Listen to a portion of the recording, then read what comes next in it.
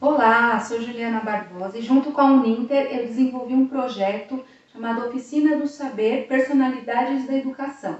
Esse projeto visa trazer um pouco mais de conhecimento ou reciclagem sobre pessoas que fizeram a diferença na educação de uma maneira geral. No primeiro vídeo nós abordaremos a vida e obra de Maria Montessori. Maria Montessori nasceu na Itália em 1870. E morreu aos 81 anos e teve uma vida aí bem inteira dedicada à educação.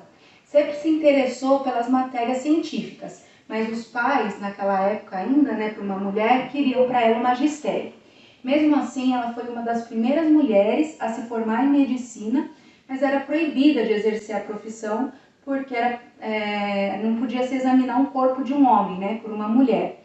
Mesmo assim, ela foi para uma clínica de crianças que existia na universidade, onde ela iniciou um trabalho com as crianças que apresentavam dificuldades em aprender. Através de sua observação com as crianças, ela foi identificando, aquelas crianças, claro, eram mal vistas dentro dessa clínica, e ela sabia que o problema era outro, e foi aí que ela iniciou os seus trabalhos. Depois criou um espaço educacional para as crianças, chamado Casa del Bambini. Ela teve um filho também bastardo, porque naquela época ela teve um filho fora do casamento, então os pais não aceitaram, ela foi obrigada a deixar esse filho no orfanato, e depois ela conseguiu rever o filho e conviver com ele até nos dias de sua morte. Com base em suas experiências e observação, ela criou o método Montessori, criado por um material todo próprio, todo específico, que utilizava a observação, e fez várias conexões desse material com os seus estudos. O método em si opõe-se aos métodos tradicionais, porque os métodos tradicionais a gente bem sabe, muitos de nós crescemos com ele, e o método dela visa a autonomia das crianças. Os métodos tradicionais eles não respeitam as necessidades e mecanismos evolutivos da criança, eles são muito engessados, e já o que ela criou visa o desenvolvimento do dia a dia da criança. O ponto mais importante, não tanto o material ou sua prática, mas é a possibilidade criada por sua utilização de libertar a verdadeira natureza do indivíduo. Então, a Maria Montessori sempre trabalhou com a autonomia da criança, com a capacidade, com o seu desenvolvimento, pois cada criança tem o seu. E o método tradicional, ele já não visa cada desenvolvimento do indivíduo. Então, é feito para aquela determinada idade, então é aplicado as mesmas metodologias, a mesma forma de ensino, independente do grau de evolução da criança. O foco também do método Montessori é no sensorial, então ela trabalha muito com todos os sentidos do indivíduo. A criança literalmente vê e sente através do material didático preparado e proposto por ela.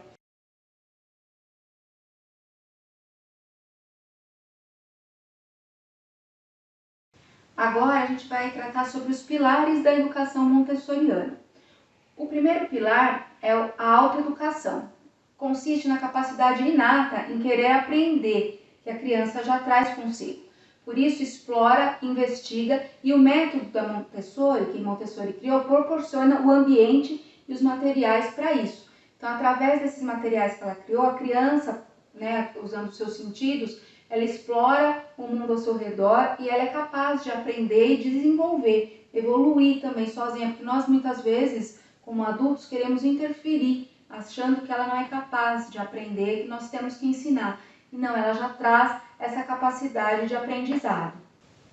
O segundo pilar consiste na educação cósmica. Cosmos significa ordem, Portanto, o educador tem que levar o conhecimento de forma organizada, às suas crianças, estimulando a sua imaginação e evidenciando que tudo no universo tem a sua tarefa e que o ser humano deve ser consciente do seu papel e na manutenção de melhora do mundo.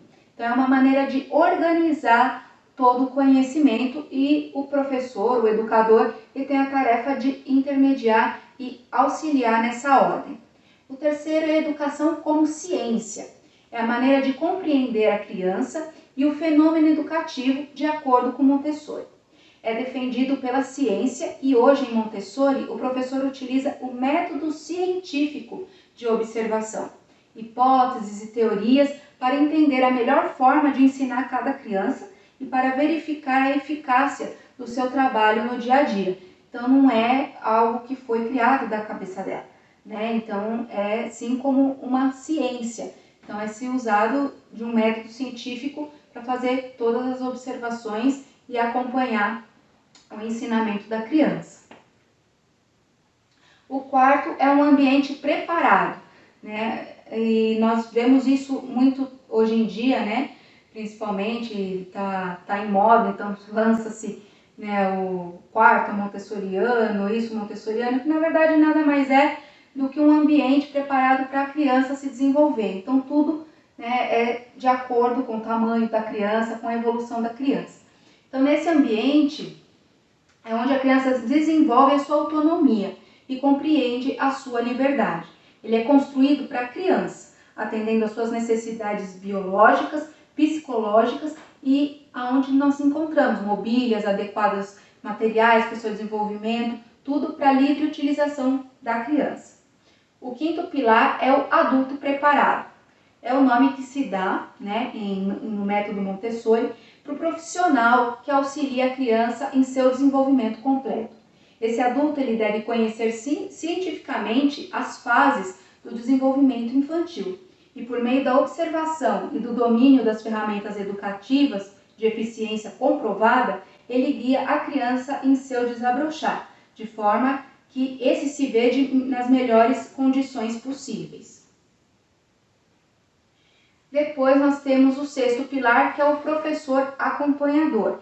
O papel do professor na escola montessoriana é de guia acompanhador e não aquela pessoa, né, que nós temos a imagem desde antigamente, que é aquela pessoa que dita as matérias, que dita os ensinamentos e o aluno só absorve. Não, ele é um guia do desenvolvimento infantil e não o que dita e o que impõe o que deve ser aprendido, né? Então ele é um orientador desse desenvolvimento.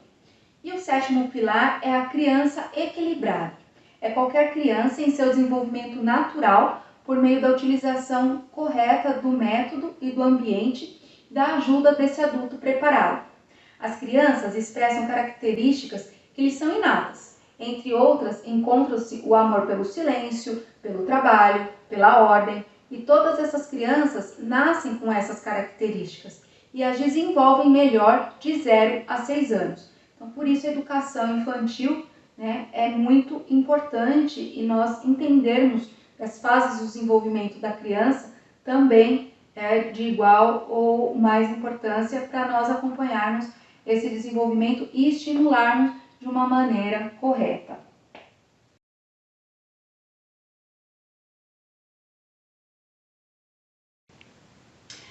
Bom, depois dos pilares da educação abordados, né, vocês podem também se aprofundar nesses pilares, né, tanto na internet ou em outros materiais. Vou tratar aqui dos materiais de desenvolvimento do método Montessori. Na pedagogia montessoriana, utilizam-se objetos desenvolvidos para auxiliar a criança, né, no pôr ordem e no seu espírito e facilitar a compreensão das inúmeras coisas que a envolvem. Eles são constituídos por peças sólidas, de vários tamanhos, formas, espessuras, cores, que auxiliam nesse desenvolvimento e na parte sensorial, que é o que motiva, né, segundo Montessori, motiva a criança no seu desenvolvimento. O trabalho individual ou em grupo, também de acordo com a vontade da criança, na mesa, tapetes ou no chão. Então a criança escolhe a forma como que ela quer aprender, né? Se ela se sente melhor sozinha, se ela se sente melhor em grupo, né? Sentada ou em pé, enfim, a criança ela é livre para escolher como ela vai aprender. Não é imposto para ela que ela vá sentar numa cadeira e trabalhar em dupla, em grupo, enfim. Exige concentração e traz felicidade para a criança, porque ela se sente autônoma, né, dona do seu próprio conhecimento e da sua vontade, né? O silêncio nesse método também é muito importante. Pés e mãos têm grande destaque no exercício, que ajuda no desenvolvimento da coordenação. O material que Montessori desenvolveu para a matemática. Então aqui eu já vou especificar um pouquinho mais para algumas matérias, algumas disciplinas, né? Montessori desenvolveu para a matemática material dourado, muitos aqui conhecem, até já tivemos na nossa aula sobre como metodologia matemática, né? Já tivemos o conhecimento desse material. Então, material dourado que se baseia no sistema decimal e desperta a concentração da criança, o interesse e desenvolve a inteligência e a imaginação dela. Outros materiais também foram desenvolvidos, como os números de lixa, tábuas e o ábaco montessoriano. Tá? Aqui a gente vai ilustrando um pouquinho de cada material para vocês. O material de linguagem. Um dos principais materiais de linguagem que Montessori fez foi o alfabeto de lixa, né, onde ela diferencia as cores para as vogais e as cores para as consoantes, e é feito de lixa, onde a criança sente também, trabalha toda a sua parte sensorial ali. O material sensorial, que são as barras vermelhas, os tubinhos de cheiro, as caixas de fazendas, né, de tecidos diferentes, de diferentes texturas, a caixa de cores. Então também são todos materiais desenvolvidos por Montessori para estimular o desenvolvimento da criança pelo sensorial, tá? Pelo tato, pelo cheiro, pelo olfato, né? Pelo paladar, enfim. Os exercícios da vida prática, né? É um outro método do desenvolvimento de Montessori, que é o quê? Nada mais é que utilizar os utensílios do cotidiano, levando em conta, claro, o tamanho da criança. Então, por exemplo, jarras pequenas para a criança aprender a servir água, sapatos infantis para a criança já começar a amarrar o sapato. Então, assim, desse método pedagógico vem a ideia que os móveis no jardim da infância e tudo tem que ser adequado ao tamanho da criança, né? Conceito esse que a gente não tem, né, no ensino tradicional, mas que hoje em dia está sendo muito divulgado. Então, Montessori, ela traz muito da vida prática. Então, sempre ensinar para a criança, né? Não afastá-la do conhecimento, não pode mexer aí, isso é perigoso, mas sim mostrar, né, dentro do ambiente, ou de casa, ou da escola, né, deixar à mão dela tudo que ela realmente pode tocar e o que for de algum perigo também explicar o funcionamento e não apenas, né, afastá-la, porque tudo aquilo que é proibido a criança vai querer mexer. Então, lá, né, já em 1800, 1900, início do século XX, Montessori já trazia esse conhecimento, né, essa evolução para a gente.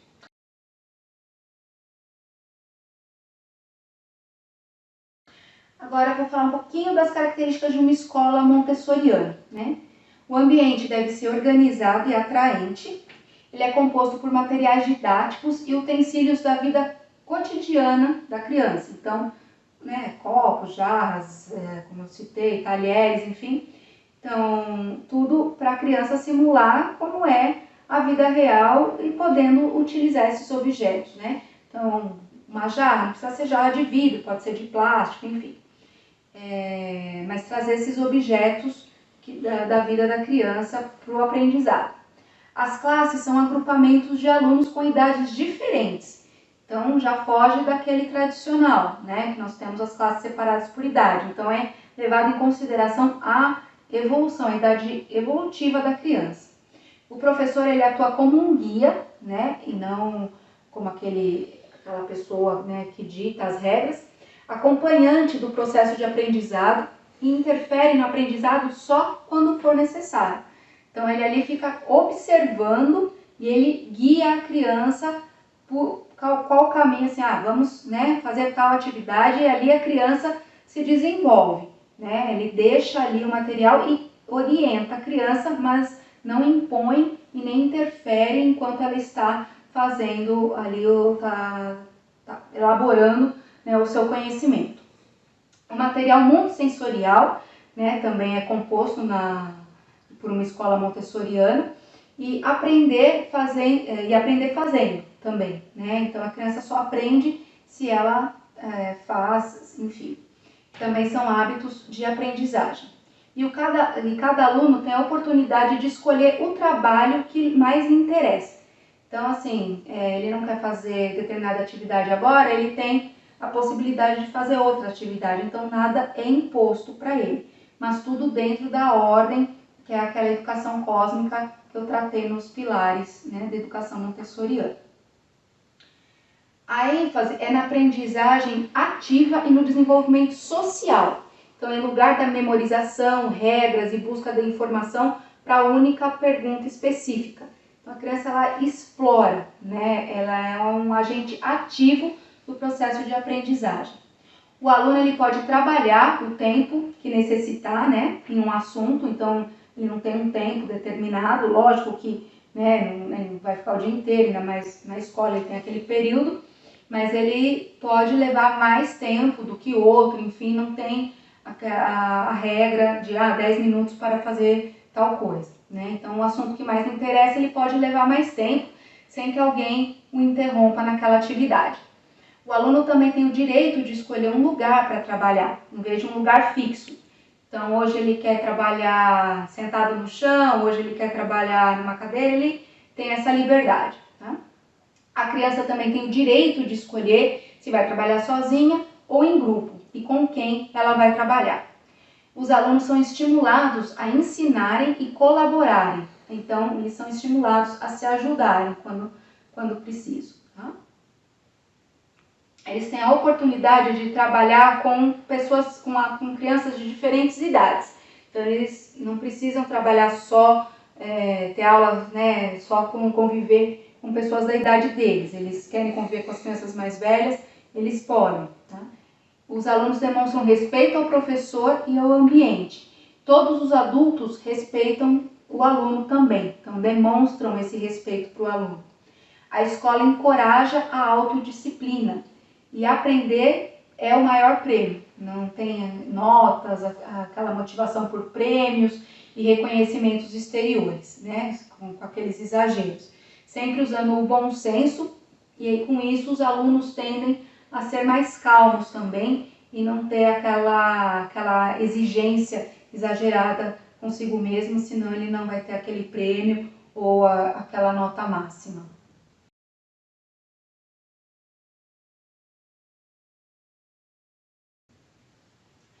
Agora vou abordar um pouquinho das obras de Maria Montessori. Vocês vão vê-las aqui.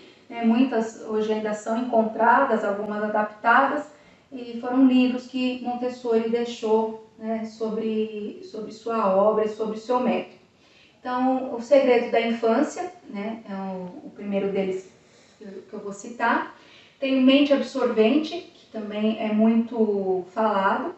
Formação do Homem, Em Família, A Descoberta da Criança, Pedagogia Científica, Psicogramática, A Criança, que é um livro também muito interessante e também muitas pessoas divulgam esse livro, que fala sobre todo o desenvolvimento infantil.